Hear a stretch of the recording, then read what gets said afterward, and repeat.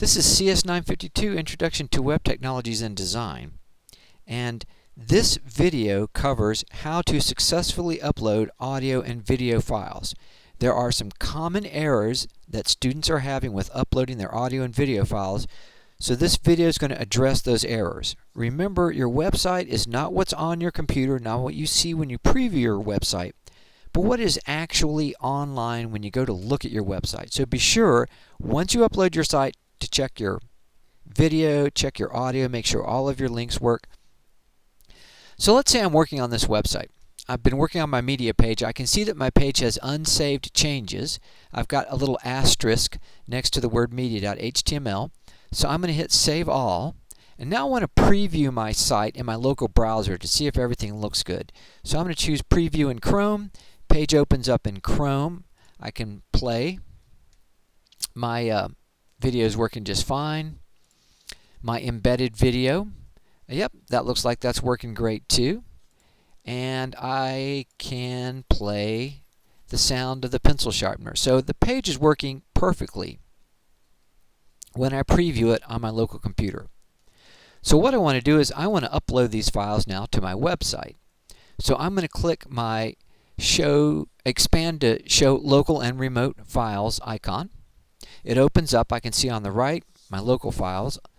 On my left are my remote files. So let's connect to our remote server. We're clicking on the Connect to Remote Server icon. We make that connection.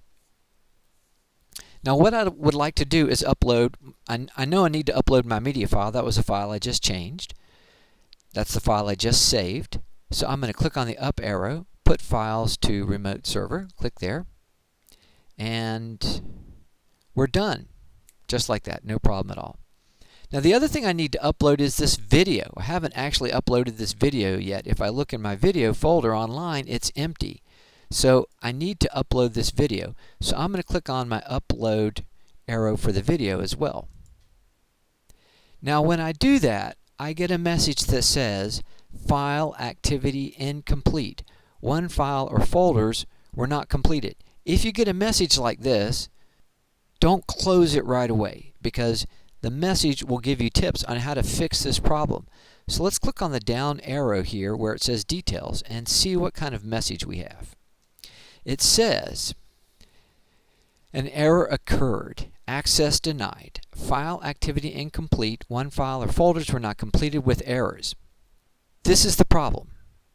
Dreamweaver sees that this file is currently in use, like it's being edited or it's being changed in some way, and Dreamweaver doesn't upload a file while it's currently in use. So it's very easy to fix this. I'm going to close this error message now that I know what my error is. And the problem is simply this. I have the file open in a web browser. So if I go back to Chrome, remember how we were looking at this page, we were playing the files, we were making sure that everything was working okay? I'm going to close these open windows. In fact, I'm just going to close Chrome altogether. And now I'm going to go back to Dreamweaver. I still have my video file selected. I'm going to click on my upload arrow again. And now it's uploading without any problems at all. Okay, so we successfully uploaded the video file. Let's go back to previewing our site in Chrome.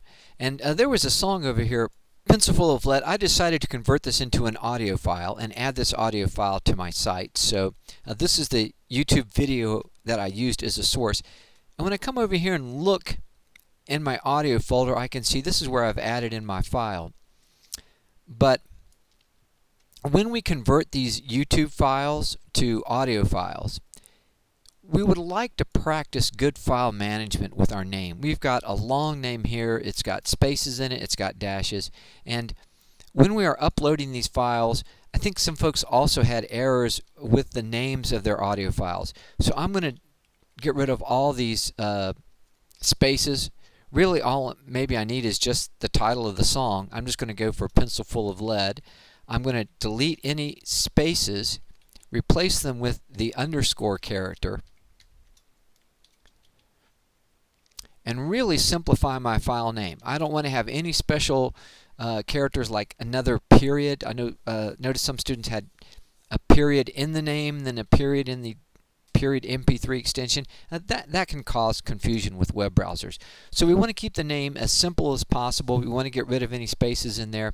And then when we've got our file cleaned up, got the file name cleaned up, and we're ready to upload it, again, just click on that up arrow and we'll be ready to go. So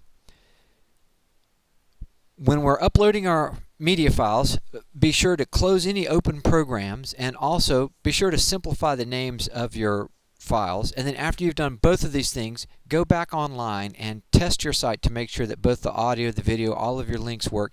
If the site works correctly online, then you have completed the assignment.